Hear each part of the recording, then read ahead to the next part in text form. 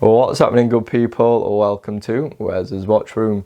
As you've seen by the title, we're taking a look at Vanbanner's newest release, the LEA.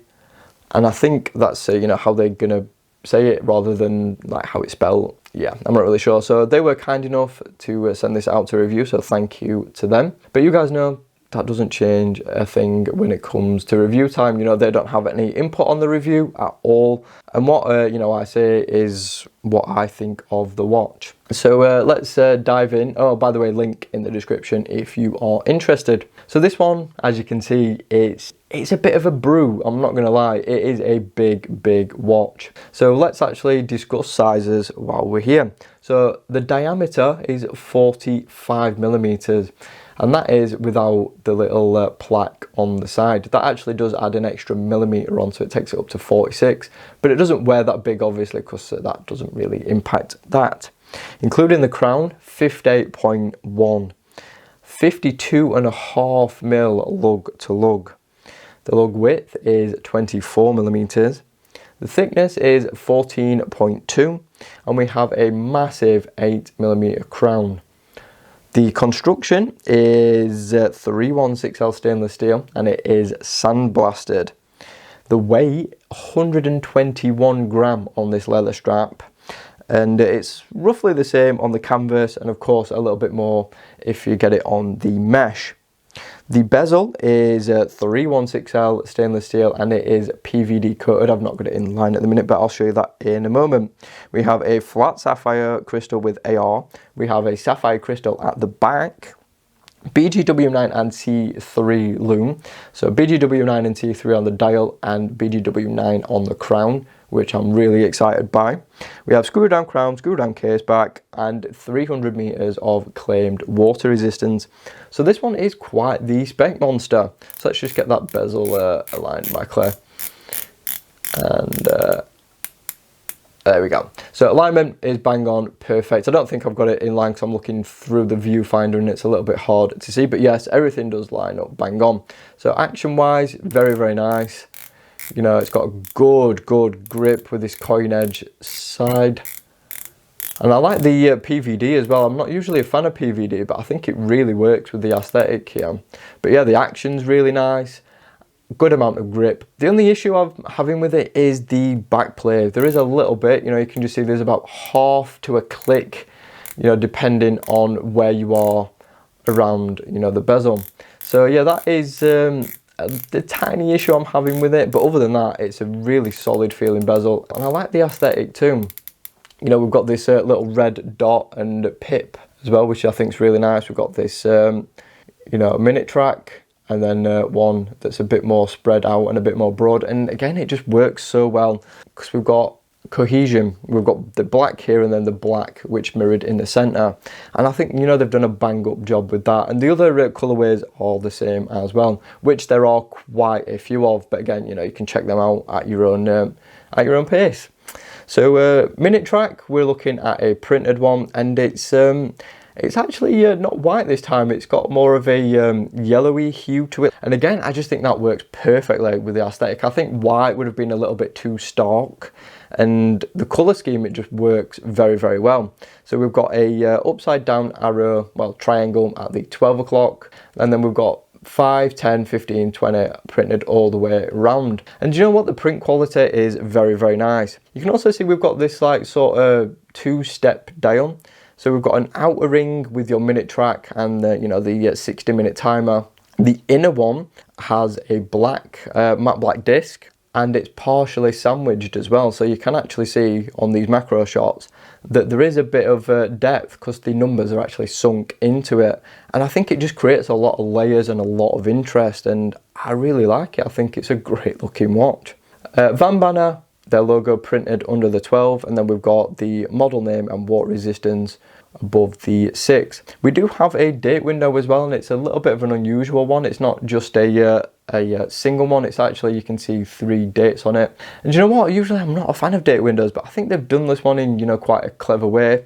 We've even got a little indicator to show you which date is the proper date too. We've also got a little bit of printing just there at the bottom, automatic and 30. Now I think they probably could have done without that, to be quite fair, and just left the 30 full. but you know, that's just a personal preference. The handset are a custom but gladiator style, and they've got a same finish as the case as well. So again, we've got that really nice cohesion. The second hand is a very slender one with an arrow tip, and we've got a custom counterbalance as well. And again, we've got that cohesion. You can see the red and the red. It all works very, very well. So whoever, you know, designed this, you know, part of their team, they've done a really, really good job of making everything just flow so nice. So now to, you know, one of my first little complaints about this watch is, you know, the branding on the side. I'm a personal fan of keeping, you know, the sides plain from stuff like this. Now, I'm not going to say that it's not well executed, because it is. You know, we've got a lot of contrast between, you know, the sandblasted finish and then the high polish. So it's got a visual appeal, but it just doesn't do anything for me personally. I do love all the angles and sharp edges of the case though. You can just see them, how they play with the light. It's very, very nice. You can, so unique as well. I've never seen, you know, a case done like this before. Drilled lugs, which is always nice, you know, for those quick strap changes when they don't have quick release. This side is, you know, mirroring the other one, apart from we have a crown instead of the name plaque. Really good size crown, great grip on it, and you can see it is lumed as well, but more on that later on. So moving on to the case back, you can see I've kept the sticker on, but that actual printing is on the crystal. So again, it, you know, just gives a little bit of interest, and again, ties in with the red that you'd find on the front. So again, you know, the designers have done a really good job with just creating so much cohesion. Screw down as well, and sandblasted to match the rest of the case. Moving on to the strap, and you do actually get two straps. I'll show you the other one first. And then we'll talk more about in the leather one, because this is the one I ended up using. So the second strap you get with this watch is a massive canvas one, and I'm believing they're going to be colour matched to the watch. Obviously you're not going to have a green one with a blue dial and so on and so forth, but yeah, with the green you get this really nice green one. Bolstered adjustment holes, so they are not going to fray. You know, really nice and cleanly cut, no taper to it at all. And we do have matching sandblasted hardware. I think that is awesome, and I really do appreciate it when companies go that extra mile to make sure that everything is, you know, everything matches and, you know, works well together in a cohesive manner. And again, you know, they've knocked it out of the park with that, so props to them for that. As for this one, we're going to start with this side first. We've got a PVD black buckle, leather, so we've got one floating, one fixed, and then we've got this really chunky heavy stitching, which again I think fits the aesthetic perfectly. You know, it's a big burly chunky watch, and it wouldn't look right with really fine stitching. So again, you know, they've done a great job with that. We've got a I think it's what's the name of these now, it's like a Panerai style buckle. Obviously, I don't know whether it's like their design, but it's one that Panerai use quite often on their watches. And again, you know, PVD, it just works. My only complaint about the strap really is this, the branding on it. Now, to me, I think it's just a little bit too much. I'd prefer to see it just plain, to be quite honest. But again, that's just a personal preference. Plenty of adjustment holes as well. So you guys with thicker wrists are, you know, going to be in for a treat. One thing I have noticed though with this one is you can see, you know, the black edge is starting to fade a little bit as I've been wearing the watch. You can just see like there and there, it's starting to fade a little bit, and that's, you know, really the only signs of wear that this strap is showing. So that's a little bit of a shame. The quality though, it's a really thick, substantial leather strap. You know, we've got a nice soft leather inner, but yeah, even though it's thick, you know, we do have quite a bit of flex. The buckle keeps it in the tripod, but yeah, a nice amount of flex, good amount of pliability to it. So even though it is a chunky thick strap, it's really well made, and of course, you know, nice and pliable too. So let's get this on wrist and show you how it wears. So when I said it was a big one, yeah, I was not joking. I also forgot to mention as well, these little details in between the lugs. again, just awesome. So yeah, not getting distracted again. It is a big watch. So you guys with big wrists, this is going to be one for you.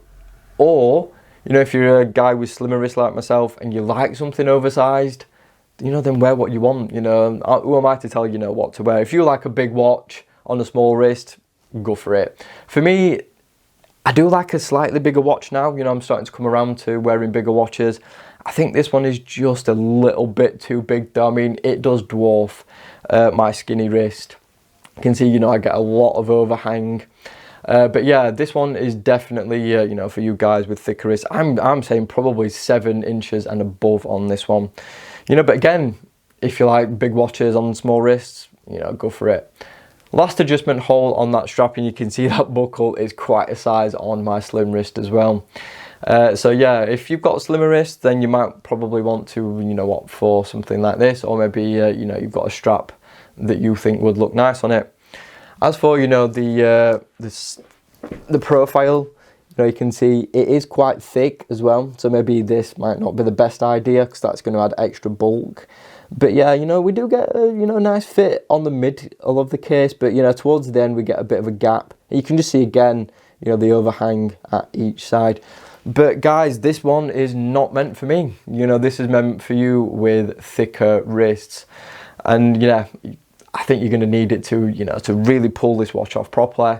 But again, you know, if personal preference, guys, you know, it's all down to you at the end of the day and what you like. But getting on to the next portion of the review, and that is the movement. So this has got the Old Faithful NH35 in it, and you can see of that like the you know, the date window. So let's talk about specs and stuff, which you already know. So in fact, I'll leave the specs and I'll just pop them on screen because, you know, we've all heard them, you know, time and time again. So we've got that screw down crown, great grip, by the way, really nice size. So it's so easy to get a good purchase on this one. You know, it's one of the easiest to use like watches that I've ever had hands on with. And I'm also going to say it's one of the smoothest I've used too. You know, the crown, the stem, you know, the movement, all work together absolutely perfectly. Now, sometimes, you know, with watches that have custom, you know, parts like this one on the movement side of things, they can be a little bit iffy. But this one, no, there's no issues with it at all. It feels heavy, it feels robust, and like it's going to last a long time. So I'm very, very impressed, you know, with the quality.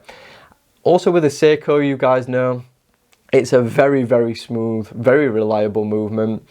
Yeah, you know, they're getting a little bit long in tooth now, the NH35, but it's still a rock solid and reliable movement. Crown engagement, absolutely fine. Unscrewing, screwing it in, no issues whatsoever.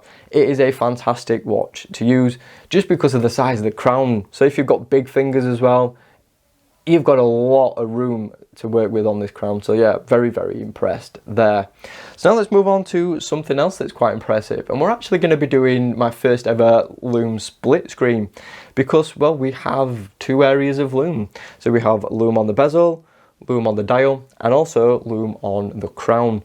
Now the crown, obviously, with it being such a small area, it's not the brightest or, you know, the craziest Lume you're ever going to see, but it's really cool that it's actually got it. And it's the first time I've ever seen a lumed crown in person.